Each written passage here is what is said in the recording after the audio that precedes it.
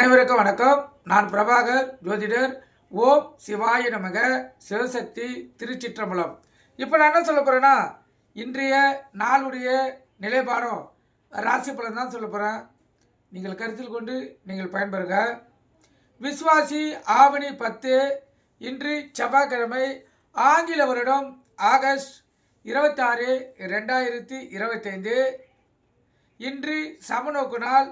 நட்சத்திரம் இன்று காலை 5:05 வரை உத்திரம், பின்பு அஸ்தம். திதி இன்று பிற்பகல் 2:21 வரை திருதிகை, பின்பு சதுர்த்தி. யோகம் இன்று முழுவதும் சித்த யோகம். சந்திராச நட்சத்திரம் சதயம். ராசி பார்த்தீங்கன்னா கும்பம். சந்திராசை பொறுத்த மட்டும் ராசி 50% பாதிக்கும், லக்கணத்தை 90% பாதிக்கும். அதனால் இந்த கும்பராசி கும்ப லக்கணம் மிகவும் கவனமாக இருக்கணும்.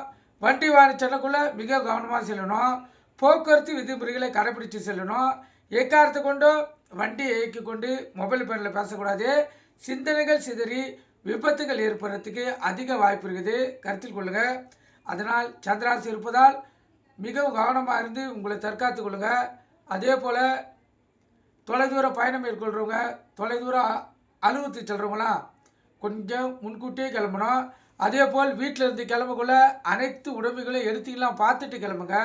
சந்திராசை பொறுத்த மட்டும் தடுங்கல், பகை, மன உளைச்சல், அசதி, சோர்வு, விபத்து, சண்டை சச்சரவு, கணவன் மனைவிடைய பிரச்சனை, பிரிவினை அனைத்தையும் ஏற்படுத்தும். அதனால் நீங்கள் விழிப்புணர்வோடு இருந்து உங்களை தற்காத்து கொள்ளுங்கள். எந்த ராசியாக இருந்தாலும் சந்திராசி இருக்குதுன்னா மிகவும் கவனமாக இருந்து தான் உங்களை நீங்கள் தற்காத்து கொள்ளணும். இப்போ நல்ல நேரம் காலை 7:45, 8:45, மாலை 4:45, 5:45. கௌரி நல்ல நேரம் காலை 10:45 11:45, மாலை 7:30 8:30. இந்த கௌரி நல்ல நேரத்தில் இந்த புதுமண தம்பதிகளுக்கு சாந்தி முகூர்த்தம் அமைப்பது, குழந்தை பாக்கி இல்லாதவங்கள் பயன்படுத்துவது, எந்த ஒரு நல்ல காரியமாக இருந்தாலும் இந்த கௌரி நல்ல நேரத்தையும் சுப வாரியம் இணைத்து நம்மளை பயன்படுத்தினால் கண்டிப்பாக வாழ்க்கையில் நம்மளால் ஜெயிக்க முடியும், கருத்தில் கொள்ளுங்கள். இப்போ இன்று செவ்வாய் என்பதால் ஓரைநாதன் இன்று கதாநாயகன் செவ்வாய் பகவான் தான். செவ்வாய் ஓரையில் எப்படியாப்பட்ட கடனையோ சிறு தொகை திருப்பி கொடுத்தீங்கன்னா அந்த கடனை அடைக்கக்கூடிய வாய்ப்பு ஏற்படும்.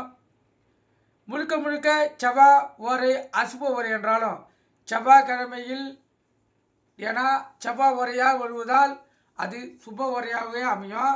செவ்வாய் பகவான் பொறுத்த மட்டும் கடனை திருப்பி அளிப்பதில் அவர் வல்லவர். செவ்வாய் ஓரையில் நீங்கள் யாருக்காச்சும் கடன் கொடுக்க வேண்டிய சூழ்நிலை இருந்துச்சுன்னா அந்த ஓரையில் டைமை போட்டு, அதாவது அந்த டைமில் அந்த யாருக்கு கொடுக்கணுமோ அவங்களுடைய பேரை எழுதி ஒரு சிறு தொகை, அது 100, 500, 1000, 2000 உங்களால் முடிந்த காசை, இல்லை 10 ரூபா 20 ரூபாவோ ஏதோ ஒன்று அவங்க பக்கத்தில் வைத்தீங்கன்னா அந்த பேப்பரில் மிக விரைவில் அவங்களுடைய கடனை நீங்கள் அடைச்சிடலாம். அந்த அமைப்பை அந்த செவ்வாய் பகவான் ஏற்படுத்தி தருவார். இப்போ செவ்வாய் போகிற பார்த்தீங்கன்னா காலை 6 to 7, மதியம் 1 to 2, இரவு 8 to 9. இது செவ்வாய் வர. செவ்வாய் வர முடிந்தவுடன் சூரிய வர வரும், அசுப வர. அதில் எந்த செயலும் செய்யக்கூடாது. இப்போ 6 to 7னா 7 to 8 சூரிய வர. எந்த நல்ல காரியமோ அதில் செய்தால் விளங்காது, கருத்தில் கொள்ளுங்கள். அதுக்கப்புறம் பார்த்தீங்கன்னா 8 to 9 சுக்கிர வர, 9 to 10 புதன் வர, 10 to 11 சந்திர வர. இந்த 3 மணி நேரத்தும் சுப வரைகள். இதில் நீங்கள் எந்த செயலை செய்தாலும் அது உங்களுக்கு வெளிச்சத்தை தரும், வாழ்க்கையில் வெற்றியை தரும். அதே தான் மதியானமோ, கருத்தில் கொள்ளுங்கள். மதியானம் 1 to 2 செவ்வாய் வர கடன் அடைக்கலாம். 2 to 3 சூரிய வர எந்த செயலையும் செய்யக்கூடாது. 3 to 4, 4 to 5, 5 to 6. இந்த 3லேருந்து 6 மணி மட்டும் சுப வரைகள். அதாவது சுக்கிரன், புதன், சந்திரன். இது இந்த வாரம் வளர்பிறை என்பதால் வளர்பிறை சந்திரன் அற்புத பலன்களை பெறலாம். அதே தான் இரவும், கருத்தில் கொள்ளுங்கள். இதுபோல் சுப உரைகளை தேர்ந்தெடுத்து உங்கள் வாழ்க்கையில் வெற்றி பெறாத வெற்றிகள் கூட உங்களால் பெற முடியும். ஓரையை பயன்படுத்தி பாருங்கள். அந்த காலத்தில் சொல்லுவாங்க, ஓரை தெரிந்தவனை பயிற்சிக்கக்கூடாதுன்னு. ஏன்னா ஓரையை வைத்து கண்டிப்பாக அடித்து விடுவார்கள். ஆதி காலத்தில் அரசர்கள்லாம் படையெடுக்கிறாங்கன்னா இந்த குறிப்பாக இந்த சுக்கிர ஓரை ஆரம்பிக்கக்குள்ள தான் அவங்க இந்த படையை எடுப்பாங்க. ஏன்னா 3 மணி நேரம் சுப ஓரைகள் இருப்பதால் கண்டிப்பாக அவங்களால் வெற்றி பெற முடியும்னு அங்கே இருக்கிற ஜோதிடர்கள், அரசாங்க ஜோதிடர்கள் கருத்து தெரிவித்து அந்த டைமில் தான் படையெடுத்து அவங்க எந்த நாட்டை பிடிக்கணுமோ அந்த நாட்டை பிடிப்பாங்க. அதே போல் நம்மளுடைய வெற்றியை நம்ம இந்த டைமில் தான் பெற முடியும். அதனால் விழிப்புணர்விலிருந்து இந்த ஓரைகளை பயன்படுத்தி உங்களுக்கு தேவையான வெற்றிகளை பெறுங்க. கண்டிப்பாக இந்த ஓரைகள் உங்களுக்கு வளர்ச்சி தரும். திருமணம் நடக்கிறதுனால இந்த ஓரையில் பேசினா முடியும். குழந்தை பாக்கி இல்லாதவங்களும் இந்த ஓரைகள் பயன்படுத்தினா அதிக வாய்ப்பு இருக்குது. பயன்படுத்தி வாழ்க்கையில் வெற்றி பெறுங்க.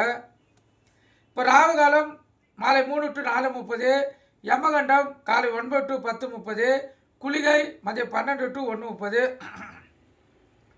குளிகைனா மாந்தினா குளிகை. இந்த காலகட்டத்தில் எந்த ஒரு நல்ல காரியமும் கெட்ட காரியமும் செய்யக்கூடாது. அது தீவினையை ஏற்படுத்தும். அதே போல் இன்று சூலம் வடக்கு. கோயிலுக்கு சென்றால் வடக்கு சைடு பார்த்து தான் கற்பூரமும் விளக்கை ஏற்றணும். அப்போ தான் உங்களுடைய கோரிக்கைகள் மிக விரைவில் நிறைவேற்றப்படும். இல்லைனா காலதாமதமாகும். ஏன்னா இன்றைய தசநாதன் வடக்கு தசநாதன் என்பதால் வடக்கு தசையை வைத்து நீங்கள் வழிபட்டால்தான் உங்களுடைய கோரிக்கைகள் முழுவதும் நிறைவேறும். கருத்தில் கொள்ளுங்கள். இப்போ ராசி பலன் பார்க்கலாம். முதல் ராசி மேசராசி. மேசராசியை பொறுத்த மட்டும் நாள் சுமார். அடுத்தவங்களுடைய ஆதரவு, பரிவு, கருணை, உதவி, ஆதாயம் இதெல்லாம் ஏற்புடைய நாள். அதனால் விழிப்புணர்வு இருங்க. வண்டி வாங்கி செல்லக்குள்ளே கவனமாக செல்லுங்க. எக்காரத்து கொண்டும் வண்டி இயக்கி கொண்டு மொபைல் ஃபோனில் பேசக்கூடாது. சிந்தனைகள் சிதறி விபத்து ஏற்படுறதுக்கு அதிக வாய்ப்பு ஏற்படுத்திடும். அடுத்த ராசி ரிஷப ராசி. ரிஷப ராசியை பொறுத்த மட்டும் நாள் சுமார். பண வரியம், பொருள் வரியம் எது இல்லைனாலும் உடல்வாதிகள், உடல் பிரச்சனைகள், உடல் சோர்வு, அடுத்தவங்களுடைய ஆதரவு, கருணை, உதவி, ஆதாயம் இதெல்லாம் ஏற்புடைய நாள். அதனால் விழிப்புணர்வு உங்களுக்கு தற்காத்து கொள்ளுங்கள். வண்டியில் செல்லக்குள்ளே கவனமாக செல்லுங்க. எக்காரத்து கொண்டு வண்டியை இயக்கி கொண்டு மொபைல் ஃபோனில் பேசக்கூடாது. சிந்தனைகள் சிதறி விபத்தில் ஏற்படுறதுக்கு அதிக வாய்ப்பு இருக்குது. மிதுன ராசியை பொறுத்த மட்டும் நாள் சுமாராக கூட இல்லை, அதுக்கும் கீழே இருக்குது. அதிகப்படியான விரயங்கள், பகைகள், பிரச்சனைகள், தோல்விகள், கணவன் மனைவியிலே பிரிவினைகள் இதெல்லாம் வர்றதுக்கு அதிக வாய்ப்பு இருக்குது. அதனால் நிதானமாக இருந்து கவனமாக இருந்து உங்களை தற்காத்து கொள்ளுங்கள். உங்கள் இஷ்ட தெய்வத்தை குல தெய்வத்தை வணங்கிட்டு இந்த நாளை நீங்கள் செலவு செய்யுங்க. அப்போ தான் இந்த நாள் உங்களுக்கு ஓரளவு நல்ல நாளாக அமையும். மிதுன ராசிக்காரர்களுக்கு. கடக ராசியை பொறுத்த மட்டும் நாள் சுமார். பண வரியோ பொருள் வரியோ எதுவும் இல்லைனாலும் போட்டி பொறாமைகள் அதிகமாக இருக்கும். உடல்வாதிகள் ஏற்படுறதுக்கு அதிக வாய்ப்பு இருக்குது. அதனால் மிகவும் கவனமாக இருந்து உங்களை தற்காத்து கொள்ளுங்கள். உங்கள் இஷ்ட தெய்வத்தை குல தெய்வத்தை வணங்கிட்டு இந்த நாள் நீங்கள் செலவு செய்யுங்க. சிம்ம ராசியை பொறுத்த மட்டும் நாள் அற்புதம். இரட்டிப்பு லாபம் பெறக்கூடிய நாள்.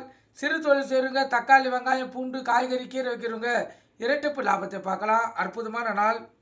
கன்னிராசியை பொறுத்த மட்டும் நாள் சிறப்பு. ஒரு வெற்றியும், ஒரு கீர்த்தியும், ஒரு பெருமையும் உள்ள மகிழ்ச்சியும் தரக்கூடிய நாள். மிகவும் சிறப்பான நாள். கன்னிராசிக்காரர்களுக்கு வாழ்க்கையில் ஜொலிக்கலாம்.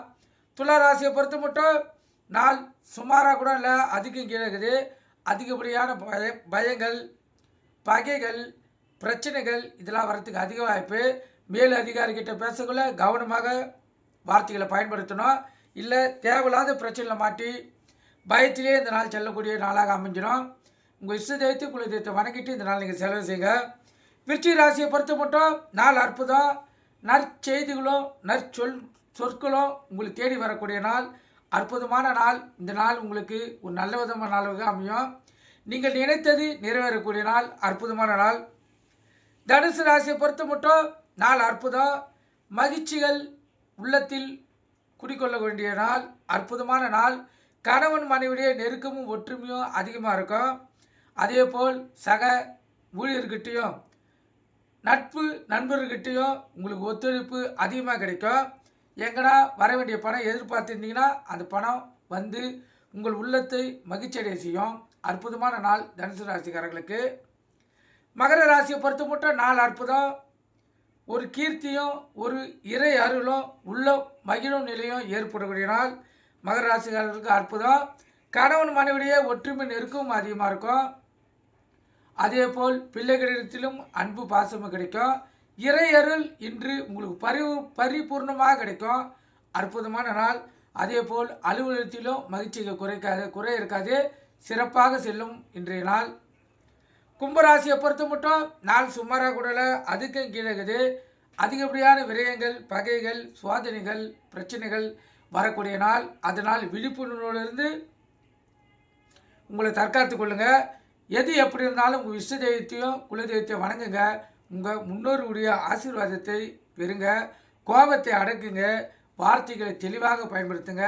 இந்த நாளை சிறப்பான நாளாக நீங்கள் மாற்றிக்கலாம். நீங்கள் கருத்தில் கொண்டு விழிப்புணர்வோடு இருந்து இந்த நாளை செலவு செய்யுங்க. மீனராசியை பொறுத்த மட்டும் நாள் அற்புதம். இந்த நாள் உங்களுக்கு ஒரு கீர்த்தியும் உள்ள மகிழ்ச்சியும் ஒரு சந்தோஷத்தையும் தரக்கூடிய நாள். கணவன் மனைவிடையே நெருக்கமும் ஒற்றுமையும் அதிகமாக இருக்கும். உங்களுக்கு வாழ்க்கைக்கு தேவையான மிக சுப செயல்களை செய்யக்கூடிய நாள் இந்த நாள். இந்த நாளில் எந்த ஒரு செயலை செய்தாலும் அது உங்களுக்கு சுபத்திலே முடியும். உள்ளமும் மகிழும். அற்புதமான நாள். இப்போ இந்த கும்பராசிக்கு சந்திராசி இருப்பதால் கவனமாக இருங்க. வண்டி வாங்க செல்லக்குள்ளே கவனமாக செல்லுங்க. போக்குவரத்து விதிமுறையை கடைபிடித்து செல்லுங்க. எக்காரத்து கொண்டு வண்டி இயக்கி கொண்டு மொபைல் ஃபோனில் பேசக்கூடாது. சிந்தனைகள் சிதறி விபத்துகள் ஏற்படுறதுக்கே அதிக வாய்ப்பு இருக்குது. அதனால் விழிப்புணர்வு இருந்து உங்களை தற்காத்து கொள்ளுங்க. நன்றி, வணக்கம். வாழ்க வளமுடன்.